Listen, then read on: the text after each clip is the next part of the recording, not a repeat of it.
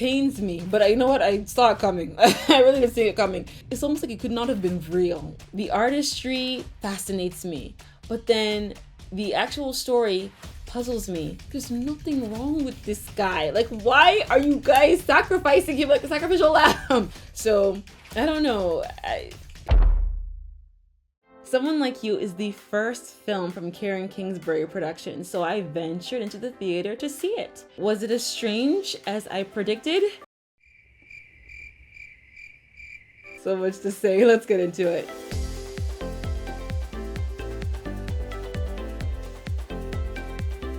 Based on the novel from #1 New York Times best-selling author Karen Kingsbury, Someone Like You is an achingly beautiful love story. After the tragic loss of his best friend, a grieving young architect launches a search for her secret twin sister. Guys, this film was such a roller coaster. I was going up and down, up and down, up and down, everywhere and back again. So let's get into what I loved, what I didn't really love, and what I think could be improved. Okay, so first of all, what I really loved. I really loved the warm feel of the film. The colors and camera techniques collided to create such a wonderfully homey effect. And if you've ever been on a lake during the fall, you know that they magnificently captured all of those shots. And for the more intimate scenes or intimate shots, they had this kind of shaky camera effect. This kind of mimicked like home videos from the early 2000s, of course, minus all the blurry parts.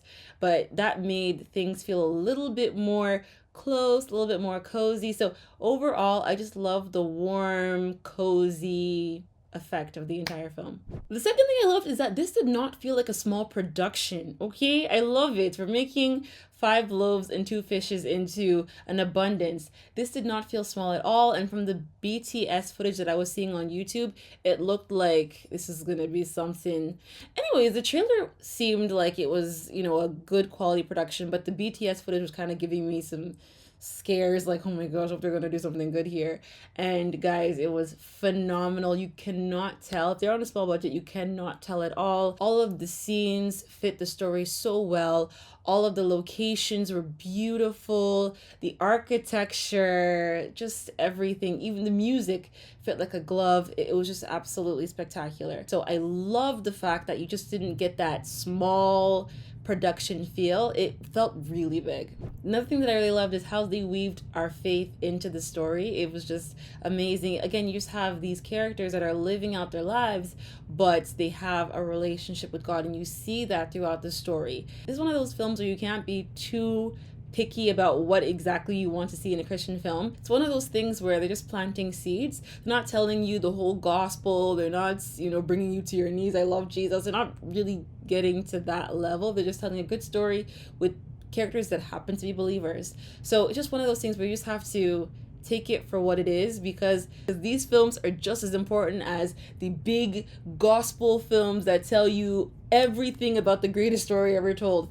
You need to have a little bit of everything, because people are at different stages, and you don't want to make people feel like you're hitting them over the head with doctrine or with your own value or belief system, so much so that they're not able to really enjoy the story anymore. So I thought it was really well done. Think of it like evangelism, right? If you talk to somebody today, they might not give their life to Christ, but hopefully over time, more people will meet with them, see them, talk to them, exemplify Christ to them, and then hopefully one day they choose to make that choice, right? So the fact that they're normalizing Christianity in these films speaks volumes. I'll keep it there.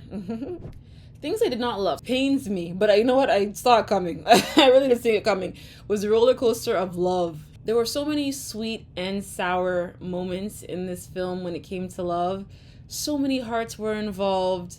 So many things were happening so quickly, and everything seemed to be almost like a dream. So many people got hurt. Hearts were broken. There's just one person in the film. Oh my, I felt so bad for him. I was like, this guy has done nothing wrong. There's nothing wrong with this guy. Like, why are you guys sacrificing him like a sacrificial lamb? That just must be destroyed, because the love story must move forward. Like, I don't know, it was just tough. And it was kind of similar to what I already predicted in the trailer reaction. Quick improvements. Humor. Oh my gosh. They could have used a little bit of extra help with the humor points. There were times when you knew that they were really trying to give some break to the drama and add some comedy in there, but I just didn't get it from the points that I felt like they were really trying to instill it. Now, the places where they were trying to be completely dramatic, now that is where I cracked up. I'm sounding like I didn't really like the movie. To be honest, I had very mixed feelings about the entire film. From the messaging, to the plot, to the love story once again. Oh my gosh, I don't know. But at the same time, it kind of mesmerizes you. Because, girls just love movies like this anyways.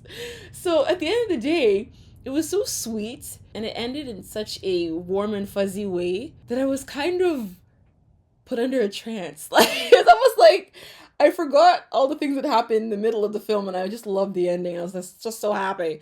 So, I don't know.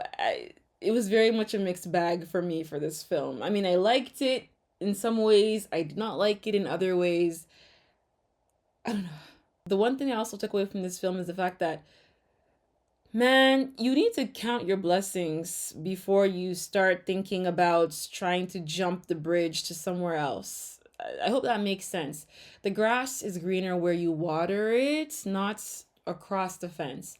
I felt like Andy finding out that she had a sister and that her parents weren't her biological parents was, yes, of course, very shocking and very devastating, I'm sure. And maybe I don't even know the extent to it because I've never lived that life and I never will. But the truth of the matter is that this family took care of you like you were their own flesh and blood for 24 years. There's absolutely no difference, absolutely no decrease in love, absolutely no separation. You can't just dismiss all the blessings, all the joy, all the loving memories that you received over the last 24 years because all of a sudden you realize that the biology does not add up. I don't know. For me, I was just like, okay, be angry, be upset for a while, but think logically about this thing. It's not like they were trying to keep this from you. Like they were working really hard to keep it. No, they just could not find a right way to tell. I don't know. I just felt like she overreacted. But anyways, this could be solved by the fact that, okay, she's 24. Like she's pretty young. And that's why she was behaving that way. But even with that takeaway about the grass being greener where you water it, is a caveat with that. There's something called the will of God.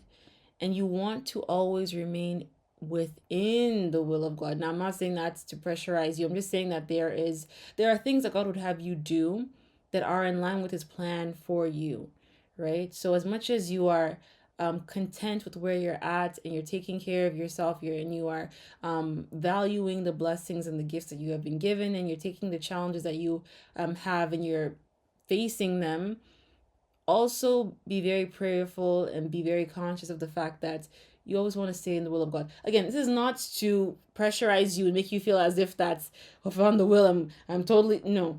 I'm just saying that when you're making decisions, be conscious just to pray about them. That's all. Just pray about them, right? And then don't just say that, I'm moving to China because I just feel like moving to China, when the will of God for you is to move to Australia, and then say I'm watering my grass in China. What's the point of that? You know what I mean? So be conscious of the fact that God has a plan for your life, and decisions should be shared between yourself and God, okay? So just to add that additionally as well. Grass is greener where it's watered, but make sure you're watering in the right location. Overall, Someone Like You is a strange but heart-gripping drama that will take you up and down and up and down and up and down. Like, I think there will be a lot of very positive reviews, but also a fair bit of mixed reviews with this film. Because even I have a mixed feeling about this film, to be completely honest with you. The artistry fascinates me, but then the actual story puzzles me. I don't know. Anyways, go and see Someone Like You in theaters. And you know what? Let me know what you thought about the film in the comment section down below. And I will see you next time in a new video. Bye!